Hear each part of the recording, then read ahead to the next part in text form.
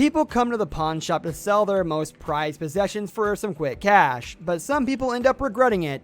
Today in this video, we're going to cover 5 people who regretted their sells on Pawn Stars. Sit back, relax, and enjoy the video. Number 5, regret. 1984 Chris Craft Stinger 260. Even with the age of it being so old, this boat has really held its value over the years. Rick and the old man do not buy boats, and they make it a big deal whenever one shows up at the shop. However, Corey decided to make a deal with a customer involving his 1984 Chris Craft Stinger 260 boat for $16,500. At first, Rick was angry, but after the boat got repaired, the total cost was about $4,000 to fix, so they ended up spending $20,500 for a boat that was valued at $30,000 by an expert.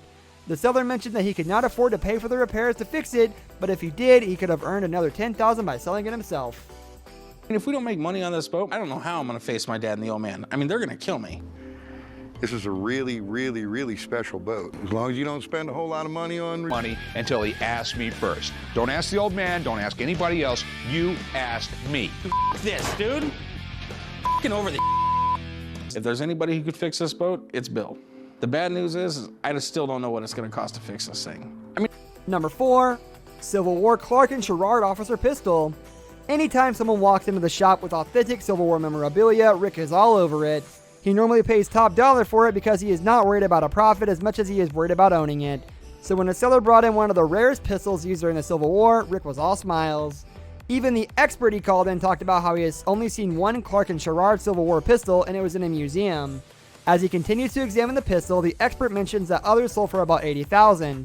It looked to be real until the final part of the pistol was checking for authenticity, the serial number.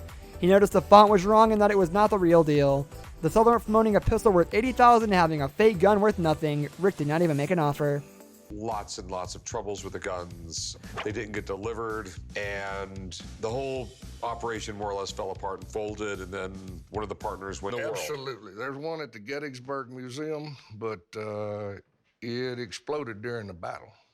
Their version of a Colt Dragoon, and they were having... Number 3, 1546 Isaac Newton Alchemy Book. Isaac Newton was one of the most famous philosophers in world history and very well could have been one of the smartest men to ever walk the planet. He was a physicist, astronomer, theologian, mathematician, and even wrote his own books. He was the reason for the scientific revolution, which has changed humanity and will continue to change the world for generations. One of the coolest books ever brought into the shop actually came from Sir Isaac Newton's personal library. It was called De Re Metallica, and it was a book about the nature of metals. In other words, it was a book about alchemy and should bring in a good profit. Even after being appraised by an expert and given a value at $20,000, the seller ended up selling it for $7,000 because he has no clue what a negotiation should look like. Number 2, Super Bowl 36 ring. Since he pawned off his 2001 Super Bowl championship ring, Brock Williams, former New England Patriot defensive back, has since disappeared and no one even knows what really happened in his life to force him to make a decision like that. He refused to sell the ring for $15,000 because he just needed a loan of $2,600 for a few weeks. That meant he was returning to get it one day. It has been years and he never came back for it.